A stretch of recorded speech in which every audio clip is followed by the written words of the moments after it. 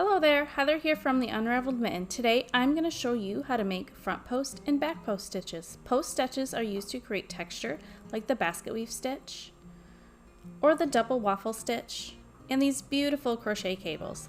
They can also be used to make a ribbed border on a hat or a blanket.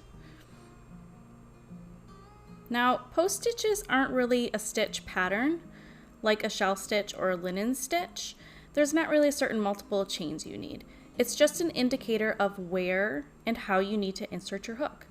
They can be made with any of the basic stitches, so single crochet, half double crochet, double crochet, treble crochet, double treble crochet. So I'm going to zoom in here a minute, and so normally when you make your crochet stitches, you're making them in this top V right here. So if you make a double crochet, you're inserting your hook under those two loops.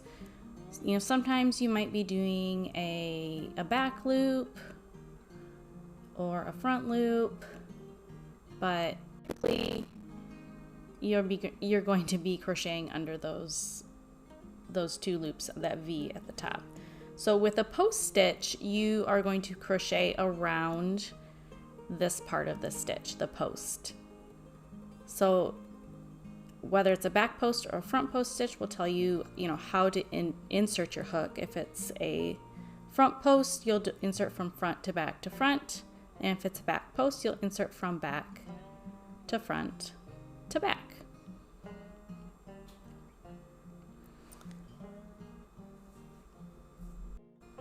Today I'm going to be showing you how to make the front and back post double crochet because that's one of the most common ones. But remember, you can make post stitches using any of the basic crochet stitches. So grab your yarn and hook and let's get started. I'm using this Lion Brand Color Made Easy and my 6.5mm Clover & More crochet hook.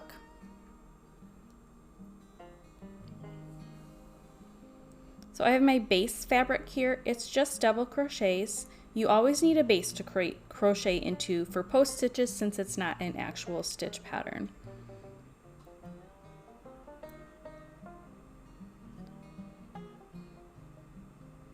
So to make the front post double crochet, we're going to yarn over because we're making a double crochet. Then insert your hook from the front to the back and then to the front again. Then pull up a loop and finish your double crochet as normal. Yarn over, pull through two, yarn over, pull through two again. And that's it. So let's do another one. So we're going to yarn over because we're making a double crochet.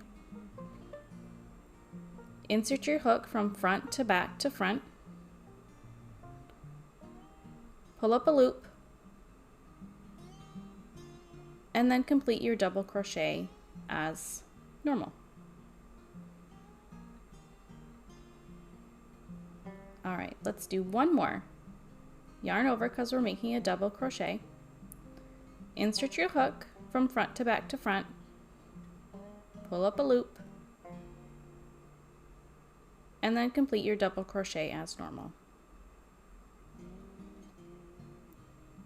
And there you have it. See how it kind of pushes those stitches backwards and creates a raised texture on the front. And if you look on the back, it has this little ridge right here.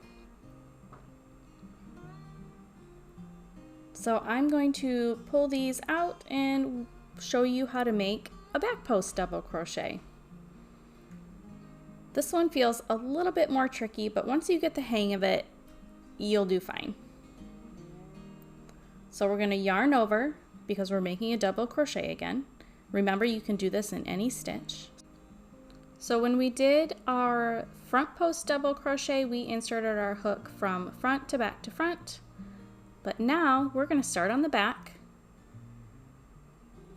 come to the front, and then go to the back again. Yarn over, pull up a loop, and then just complete your double crochet as normal.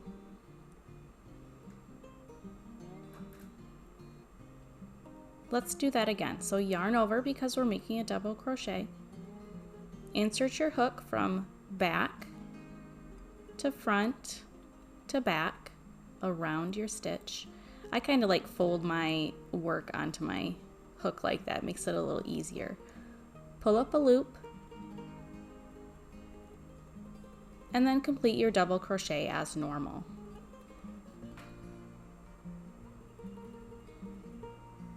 All right, let's do this again. So yarn over because we're making a double crochet. Insert your hook from back to front to back. Pull up a loop and then complete your double crochet as normal. I feel like those first back post stitches are a little bit tricky, but once you get going, they kind of lean forward like that naturally, and it's easier to insert your hook and pull up a loop. So with the back post stitches, you can see there's a ridge created on the front this time instead of the back, like our front post stitches. That's all there is to it. Thank you so much for watching. If you enjoy tutorials like this, subscribe and hit the bell to be notified each time I release a new video.